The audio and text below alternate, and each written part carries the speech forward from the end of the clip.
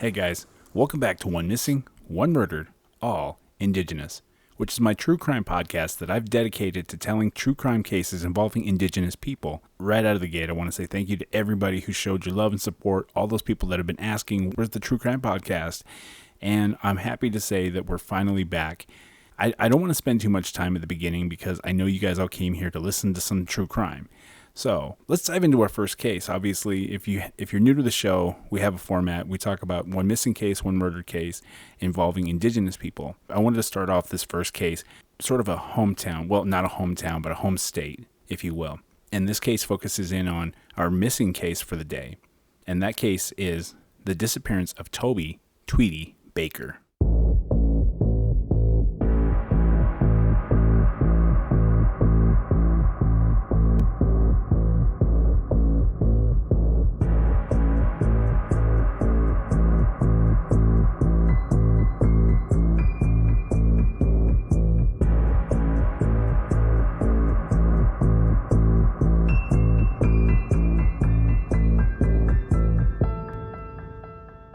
On September 1st of 2011, 28-year-old Tobey Tweety Baker was confirmed to have been last seen checking into a motel in St. George, Utah. It's not specified if he might have left sometime during the night, nor is there any confirmation that anyone saw him leave the hotel. It was confirmed that Tobey did in fact stay in the room. That was the last time that anyone had ever seen or heard from Tobey ever again. Now, it's not really known how long it was before he was reported missing, because shortly after his stay in the motel room, his credit card had been used to make purchases within the St. George area during the time he was there. But there were also charges to the same credit card in Mesquite, Nevada. Now, Mesquite is actually 40 miles southwest of St. George, right off of I-15, going southward toward Las Vegas. And that's where the story stops. It's been nearly a decade and a half since anyone has ever seen or heard from Tobey. Now, doing some research and digging into what I could about this case, there's very, very little. My listeners know these cases are very hard to research. They're very hard to find any sort of factual base outside of, what's been printed in the news articles, what's been printed and talked about. So it was really tough, especially trying to get his tribal affiliation. The only thing that I can assume, and I'm just speculating here, is he had to have been either from the Southern Paiute Reservation in northern Arizona into the southern Utah area. He was last seen with a shaven, kind of like a crew cut hair, but his hair was very black. He had a beard and a mustache was cut very, very short. He had brown eyes, of course, and tattoos. Now, the tattoos were interesting because I want to spend a little time talking about this because the tattoos that he has are very unique. On his left shoulder was a face with a top hat and two hands with three long fingers each, one pointed up and one hand pointed down. So maybe a custom piece, who knows. And on his right shoulder was a face with skulls above it, and on the left side of it was a box with a question mark below it. It had a dream catcher with some writing starting with the letters S and H to the right. Now the next tattoo is what leads me to assume his tribal affiliation. He had a tattoo on his upper back that spelled out S-O Paiute, P-A-I-U-T-E, Southern Paiute. And from the research that I did gather, like I said, it is from the southern Utah area. There is a lot of reservation area out there. There is also reservation ties within Nevada of the Paiutes as well. Now, the last tattoo I wanted to talk about was a very interesting tattoo because it's very nondescript tattoo on his forearm with graffiti-style writing. I've dabbled a little bit in graffiti art, and I've taken it to some friends of mine that could be able to read it, and they've had a really, really tough time trying to figure out what it might say, or it was a challenge for them, and so far we've kind of come up empty-handed on it. So, like I said, this case is over a decade and a half, and the fact that he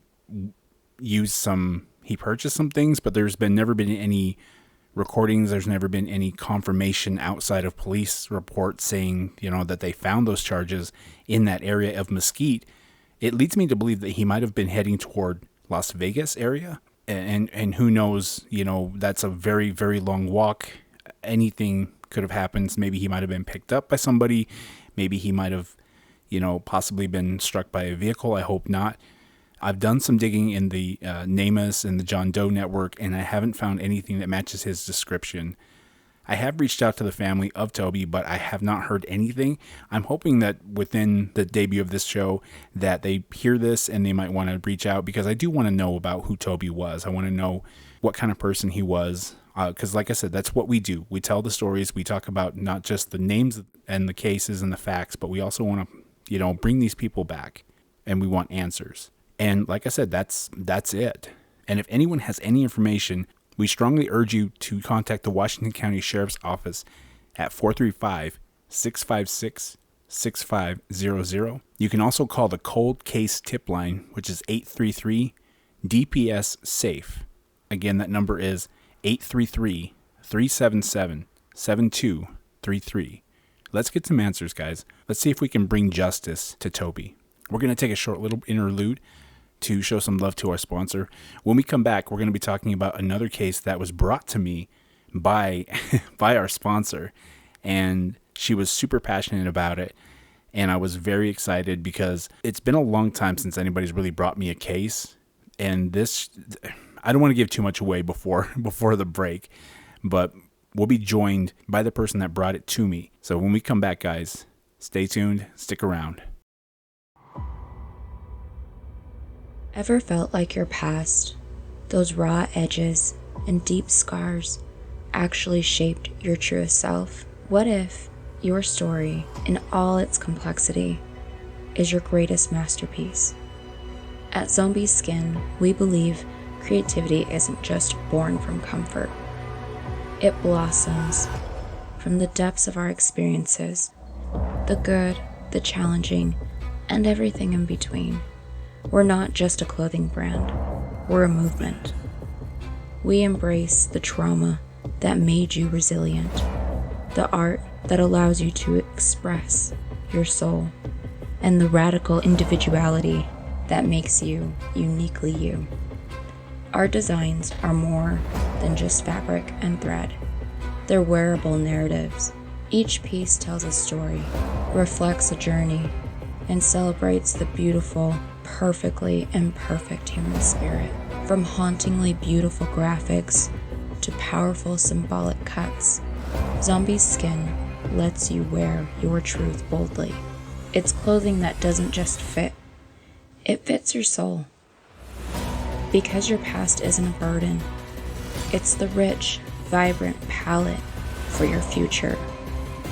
Unleash your inner masterpiece. Discover Zombie Skin. Find us online at zombieskin.xyz. And that's ZOMBEII skin.xyz. Wear your story. Thank you again for that sponsor. I know it's a little gratuitous, but we have a very special guest in the studio here today, Nadia from Zombie Skin. How are you today? I'm doing really good. How about yourself? I'm doing great. I'm wearing my Zombie Skin shirt and my hat. I'm super proud to be repping this brand. I know. I think you actually got the original shirt before I updated our logo. Ooh. So you'll have to get like the updated one. I mean, there's nothing wrong with the first prototype. Sort of a throwback, kind of a rarity, a limited edition. Yeah, almost like misprint art. I love it. Before we jump into this case, I want to talk to you because you were the one that brought this to my attention. You were doing some research and you found this case. Talk to me a little bit about how you found this case. So you had actually sent me some links because that's actually part of my job for you is to research cases, dig up the facts, if there's any that can be found, write down the questions that are either answered, not answered. You basically do the get in touch with the families and make it look all cool on YouTube. So I just do the research side. But I came across this in one of the links, and if I'm not mistaken... You actually found this, I believe it was on the Justice for Native People page. Yes, that sounds correct. I scour that. That's been a huge resource of mine since day one. I'll have to introduce you to Mac, who runs Justice for Native People. I believe it's Native People. When when he first started it was Justice for Native Women at the time. So, of course, times have changed and we've grown. I'd like to say that this movement has grown exponentially over the last 5 years since I've been doing this. Oh, by the way, big congratulations. I mean, this show has been doing for 5 years. So That's crazy. Congratulations. I was super blown away by this. And I can't wait to share this with you guys because this case leaves me with way more questions than there does answers. Would you agree? This case is actually just insane to me. It's frustrating. So on so many levels. I mean, all those cases that I was going through, if I could do every single one, I would. I absolutely would. But this one in particular, and that is a goal to get to every single one. Right, and bring right. more attention, obviously, but with the massive amount of cases, it was just crazy because this one stood out because it took place on state. Right. So it was, I don't know. I won't give too much away. Well, since we've given quite a bit away, what do you say we tell the case? I'm ready. Let's do it. I've been ready for weeks. Let's go. Well, this case takes us all the way up to Billings, Montana in Yellowstone County with a population of approximately 164,731 people, and within that community lies the Crow Indian Reservation. On the night of April 23rd of 2021, about 20 miles outside of Billings near a truck stop in Laurel, Montana, a vehicle began to spin out of control and would come to a crashing halt. According to a witness who later came forward, they stated that they had seen 3 individuals emerge from the wreckage, unharmed. After collecting themselves, the individuals quickly fled the scene and returned home on foot. But within the wrecked vehicle remained the lifeless body of the driver, 29-year-old Leon Cochran, also known to his friends and family as Taz. Now, Cochran was driving with 3 other passengers in the vehicle on the night of the crash. Detectives from the Yellowstone County Sheriff's Department would conduct the initial investigation and would later go on to determine that during the drive, Leon had been fatally shot, which led the vehicle to spin violently out of control and ultimately crash. Throughout the investigation, detectives visited the house where Taz had spent some time earlier in the night and collected statements from 3 surviving passengers. As detectives would later inform the family of Taz's untimely death, they would go on to explain that Taz had been shot from behind in the head, right behind his ear prior to the crash, and that a firearm was found right next to Taz's hand. Investigators would rule the manner of Taz's death as a... Now, following the investigation, Taz's family remained skeptical of the Sheriff's Department's findings due to a severe injury that Taz had suffered in his right arm years before. The injury would leave Taz with limited strength and mobility in his injured arm ever since. The family has since spoken out whether or not they believe that Taz would have been able to even lift a firearm in that particular angle while driving. Now, shortly after the incident, a witness to the scene reached out to Taz's sister to inform her that she had never been contacted by police to give any sort of statement. The witness also said that she waited at the scene until help arrived and noted that she did not see a firearm among the wreckage. Looking for more answers, Taz's mother actually went to the Yellowstone County Sheriff's Office in person to speak with the captain and detective in charge of Taz's case.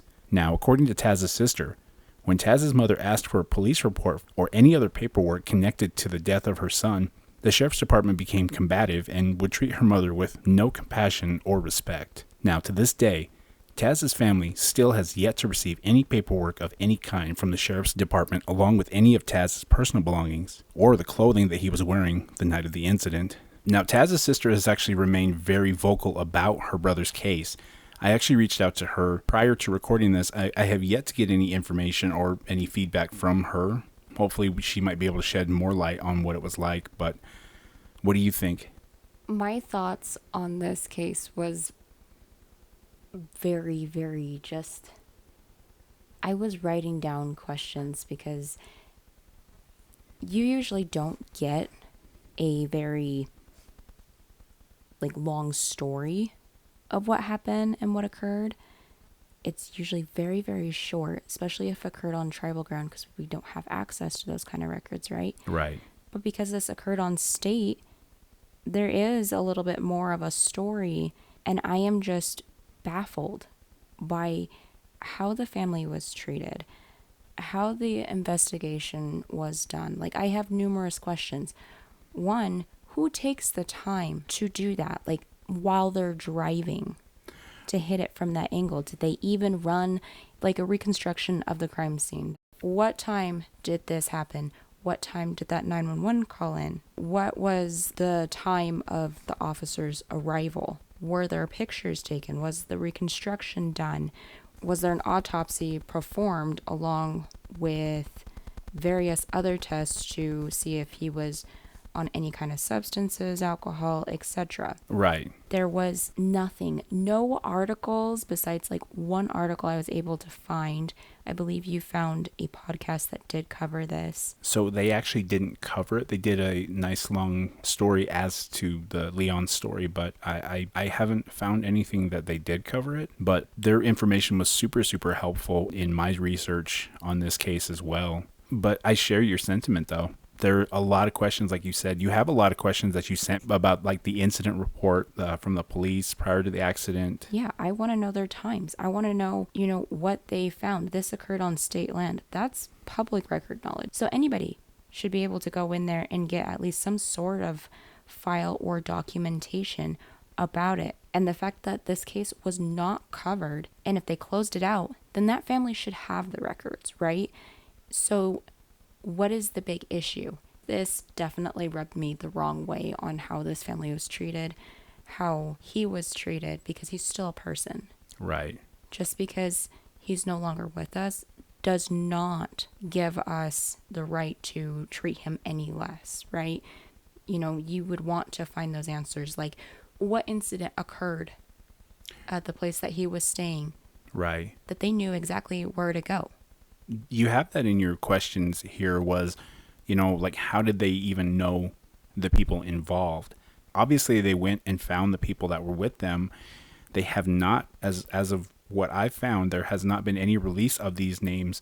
And so it's like, how did they know who to talk to?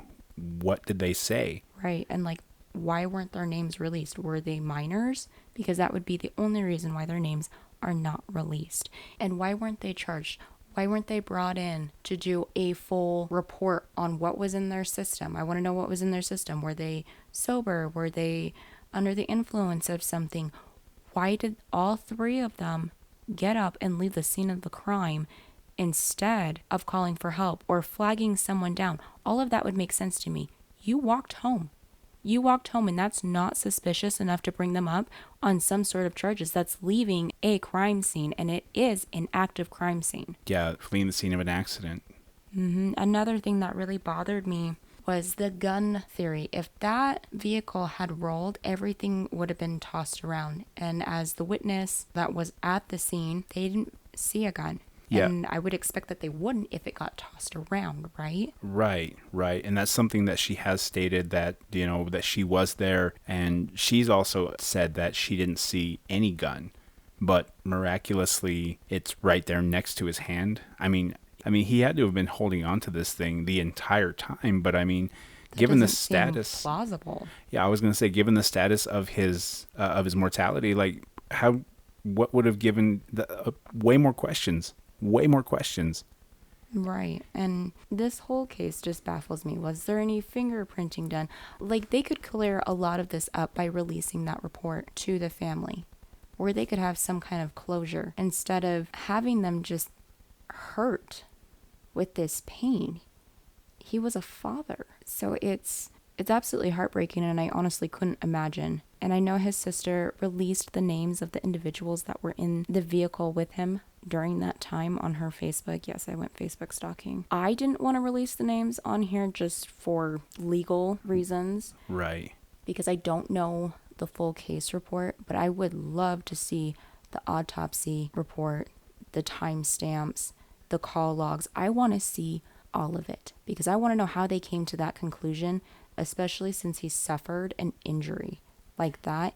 Why would someone, that is such an odd angle. I can see, honestly, any other angle than that right. one. That looks like someone sitting from the passenger side in the back seat, or the passenger, or just someone in the back seat, honestly, to reach that. The trajectory point doesn't make sense. The placement doesn't make any sense. It just, again, I think that the only way that we're ever going to find the answers to all of these questions is going to be behind those police reports that Leon's family has been trying. Taz, I should be I didn't know him personally, so I don't want to use his name. But at the same time, like, Taz's family has been very vocal, like they want those police reports. So again, back to that, why were they so standoffish? Why didn't they give it? Because if they've already ruled it, they've ruled his manner of death as self-inflicted. Yeah. So from the outside perspective, it's closed, right? Right. Why was he traveling with those people? It doesn't even list like the truck stop name, which I think is super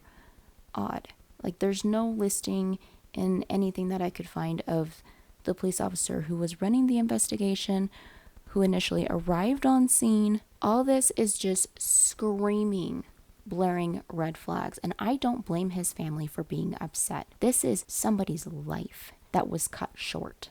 Right. And the people walked away on foot. It's a tragedy, is what it is. And I want answers just as much as the family does, because none of it makes sense. This could be easily cleared up.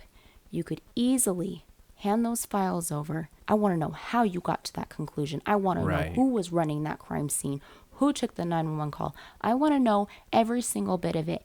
Sorry, I'm very passionate about this case, because every case I do get attached to, because I know what that hurt feels like, sitting with all those questions and not seeing, like, well, maybe if I did this differently. And it turns into a form of guilt, of maybe I didn't ask enough questions, or you're repeating their last moments. I want to know every single bit, and I want to know why those 3 individuals walked away scot-free, especially leaving an active crime scene. And I want to speak for my listeners on this, because I believe that we all feel the same way. We all want answers, because this feels like a puzzle that was just slapped together using whatever pieces, and they called it done. And it's not done. It's nowhere near done. One thing I wanted to touch on was the fact that there wasn't a whole lot of media coverage on this case. Like you said, this was a case that actually happened on non-tribal land, and a car crash, wouldn't you think, would be indicative enough? It would end up on the 6 o'clock news. Every car crash does, at least here in Utah, it does. Whether it's something minor or something fatal, but it always ends up on the 6 o'clock news. So I want to know why he wasn't broadcasted, because there's been too many cases that have been swept underneath the rug. Right. And this is just, it's embarrassing as law enforcement, because they could easily clear this up. They have the authority and power to do that, right? And that's what I'm really frustrated with, is if it is just so straightforward, then release that information. Right. Clear your name so people are not sitting here in limbo hurting. And so we have the answers. The way that this was conducted in such a very poor manner on state grounds. It almost feels like they dropped the ball. And this is something that I've taught you over the years and talked to you about, is the fact that these cases do go unresolved. They go unreported because either not enough people have enough interest in it, or it's not sensational.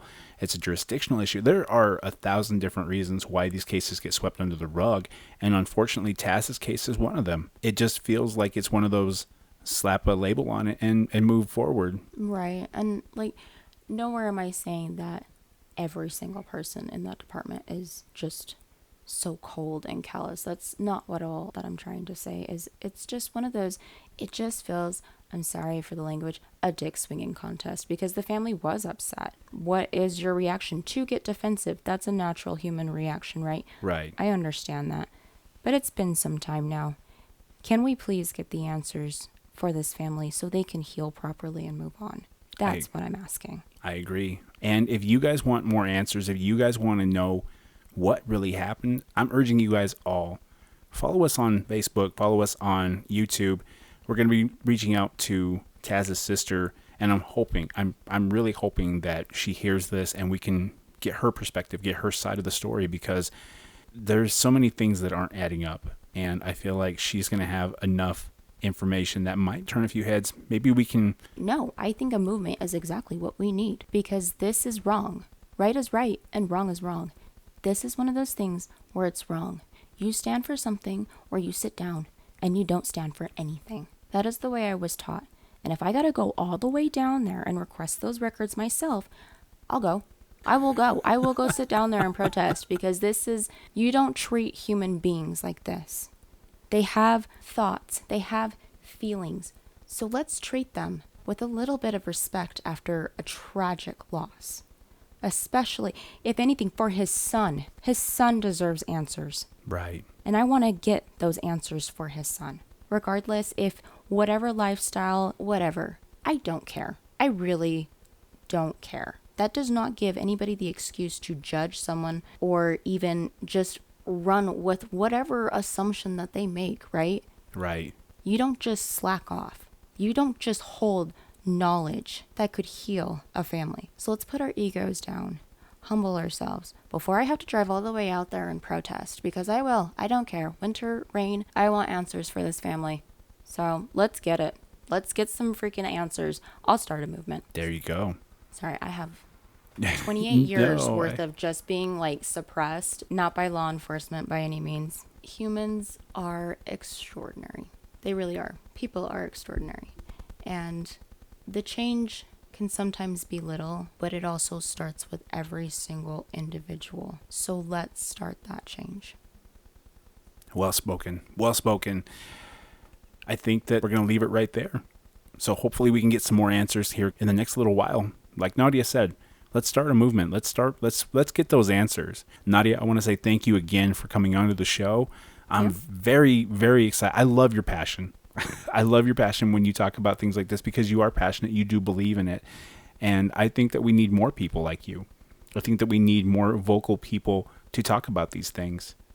Yeah, I don't shy away from anything. It's probably one of my lesser qualities most people dislike about me, but I'm going to tell you how it is. I feel like it's a redeeming quality.